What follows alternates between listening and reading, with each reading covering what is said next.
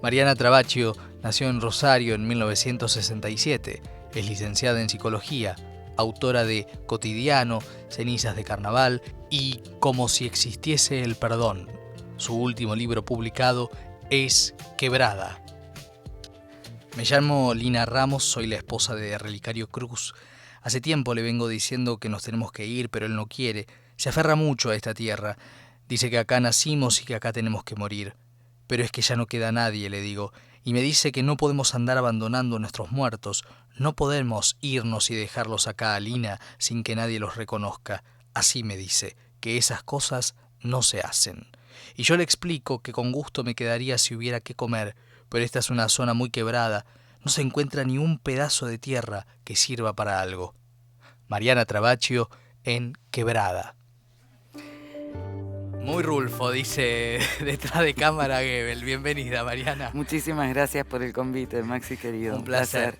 Bueno, una novela que el otro día la comentábamos en nuestro programa diario, en Somos PM, que está hablando mucho en cuanto a lo geográfico, al ámbito, a ese lugar, esa tierra seca y quebrada sin agua, de un tiempo que es noticia, ¿no? De algo que es noticia. Lo estábamos hablando en cuanto a incendios, pero aquí es la sequía, que también es, ¿no? Parte de lo que después son los incendios.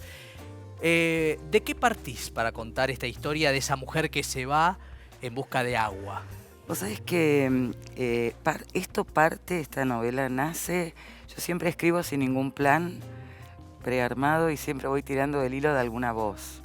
Y la voz de Lina Ramos, la protagonista, una de las protagonistas de Quebrada, nace de una entrevista que yo había leído a una maestra rural que vivía en un entorno seco, en la Quebrada, y que había tenido un accidente mientras que iba a la escuela con ese burro, y la cadencia de su voz fue algo que me llamó mucho. Ella en un momento accidentada y perdida y sin certidumbre de si le iban a encontrar o no, dijo algo así como: yo que me andaba llevando a las patadas con Diosito últimamente, ¿no? Y al final la salvó. Ahí vino esa música, porque la novela tiene una música, ¿no? En cómo hablan los personajes, en los mundos en los que viven, ¿no? ¿De ahí nace esa música? Sí, nace de esa entrevista que leí, y para mí, en general, si encuentro una voz, puedo escribir algo, ¿no? Puedo ir tirando de esa voz. Y si no, la verdad es que me cuesta un montón, porque como te decía recién, como no trabajo con escaletas o con un plan o armándome una estructura, ¿no? Sí. De modo que sí, nace de esa forma, desde la voz. Y esta voz, porque después es una novela que tiene varias voces. Sí.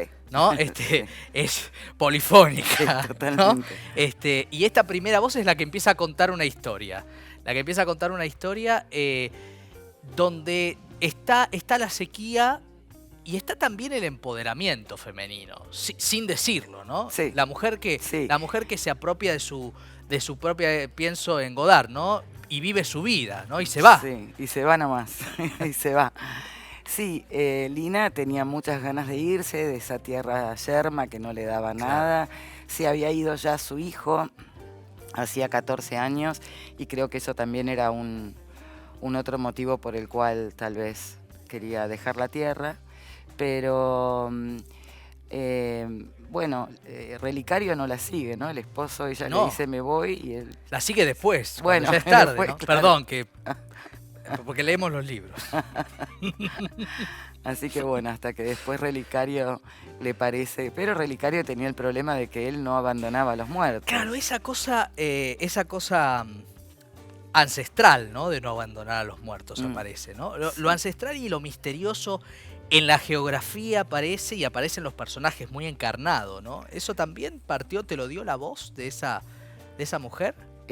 Sí, tirando de esa voz fue apareciendo todo lo demás, como también me había pasado con Como si existiese el perdón, que apareció la voz de Manuel y eso fue montando la novela. Pero bueno, Relicario tenía esta dicotomía, ¿no? Cómo irse detrás de Lina, de su amada, sin llevarse a sus muertos, ¿no? Claro. Entonces, bueno, el modo de resolverlo, para mí es toda una pregunta siempre: ¿qué hacemos con los cuerpos de nuestros muertos, ¿no? Creo que es algo que me llevó a escribir la anterior novela y ahora creo que esta también.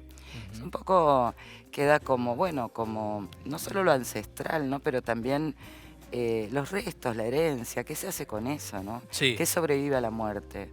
a veces me gusta pensar que lo que sobreviven son las palabras, ¿viste? Pero Relicario necesitaba hacer algo más con eso. Claro, necesita la presencia de esos cadáveres, Sí. ¿no? Y recién, y cuando uno empieza a leer, piensa en Rulfo, piensa en Pedro Páramo, piensa en Sherman, naturalmente, pero también piensa en un western criollo que también empieza a aparecer. También en el cine, pienso en Abayay, en la película de Fernando Spinner, ¿no?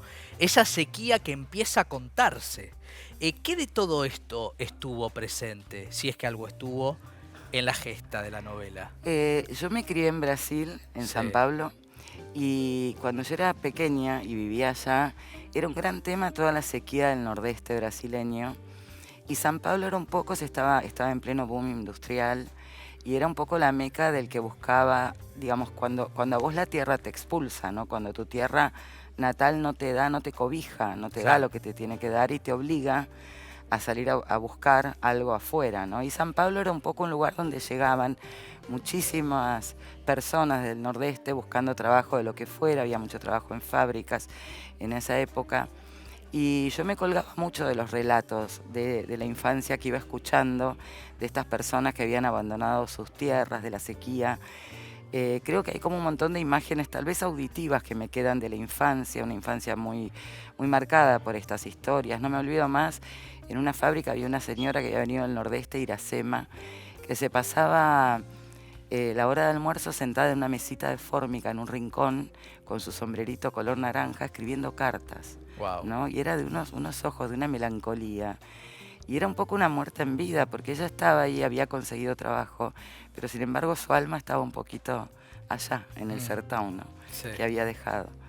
Entonces, bueno, a veces en esos viajes encontramos algo, pero hay algo que nos queda, ¿no? Porque también, si pensamos en todas las migraciones, a veces incluso está la violencia de dejar atrás tu cultura, tu propia lengua, Claro. muchas veces, ¿no? Y en un punto hay como una intertextualidad con las historias que conocemos de los refugiados. Yo cuando leía estas personas en tránsito que nunca encuentran el lugar de arraigo, que nunca encuentran, en el caso de la protagonista de Lina, Sí. ese mar, ¿no? Sí. Porque incluso cuando terminaba la novela pensaba que hay algo en el proceso, mirá la palabra, qué gracioso, del castillo de Kafka, ¿no? Este lugar al que nunca se termina de llegar. Sí. Y hay algo ahí trabado, seco y kafkiano en la novela, ¿o no? Sí, porque es un poco que vos cuando te lanzás a buscar ese destino mejor, ese otro lugar, normalmente no lo encontrás, vas por el camino, ¿no? Sí. Y tu lugar termina siendo el camino. Lo que pasa es que uno no se da cuenta, uno cree que siempre va a llegar a alguna parte,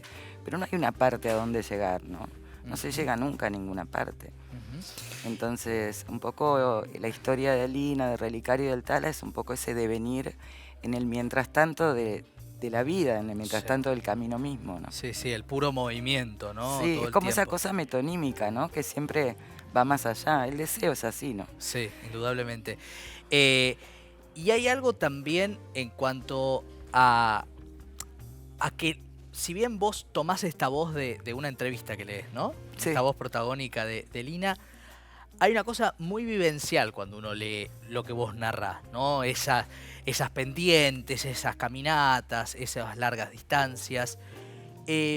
¿Cómo afianzaste la posibilidad de que esto pudiera ser tan palpable en la narración? Es medio difícil quizás de explicar, pero me parece importante porque yo antes de escuchar tu primera respuesta hubiera dicho conoció a una Lina, y no. Claro, no, la leí, claro. La leíste. Sí, yo creo que uno escribe porque lee, ¿no? En definitiva, así sea. De eso vamos a hablar con Goebel Ah, después. mira. Pero sí, como decía Barthes, ¿no? Hay una relación nupcial de procreación entre lectura y escritura, ¿no? La quebrada, como los... A ver, a mí no me gusta... me gusta que la cartografía que armo sea personal, es decir, nunca voy a documentarme, ¿no? No sé si alguna vez caminé en una quebrada, pero lo que sé es que si vos lo ves, lo podés escribir, ¿no? Esto Rulfo lo decía mucho. Sí, me acuerdo de una escena de como si existiese el perdón, que era de noche y llovía tremendamente, una tormenta, y yo no podía ver lo que pasaba, y me pasé varios días queriendo narrar esa escena y no la veía, y no la podía escribir, y finalmente la tuve que dibujar, ¿no? Entonces la dibujé en un cuaderno dibujé esos hombres, esos caballos, la carreta, y cuando la pude ver, la pude narrar. Y esto es un poco así, ¿no? Mientras te estás haciendo la película y lo ves, lo vas siguiendo y eso puede ser tomado, puede ser dicho, ¿no? En palabras. Sí. Sí. Como cierre, vuelvo al inicio. Esta semana hablamos mucho, ¿no? De los incendios y venimos hablando de lo que pasa en la naturaleza. Es una novela que en un punto está contando lo que pasó, pero también es una precuela, ¿no? En términos ambientales. ¿Sabes que nosotros discutimos bastante sobre el tema de si esto era una precuela o no de la novela anterior? ¿A eso te referís? Sí. Y es curioso porque esto narra por ahí una historia diferente, no es que retoma alguno de los hilos narrativos del anterior y sin embargo se vuelve a la misma tierra, ¿no? Pero es como paralela, precuela Sí, paralela. precuela porque ocurre 10 años antes, desde ese Claro. lugar sí, tal vez no desde el lado de que nos anticipe o nos desarrolle alguna de las historias centrales de la novela anterior, porque narra completamente esta otra historia, ¿no? De Sí. Lina Relicario y de su hijo el Tala, ¿no? Con sus experiencias en la selva donde le dijeron que había trabajo. Total. Y esas promesas, ¿no? Porque uno siempre se queda pensando en eso, ¿no? Esas personas que van en busca de y que se quedan en la búsqueda, ¿no? Sí. Bueno, una novela súper disfrutable y la verdad es que una alegría leerte y una alegría recibirte. Mariana, gracias. Un enorme placer, infinitas gracias por el convite, Maxi. Gracias. Mariana Trabacho con nosotros.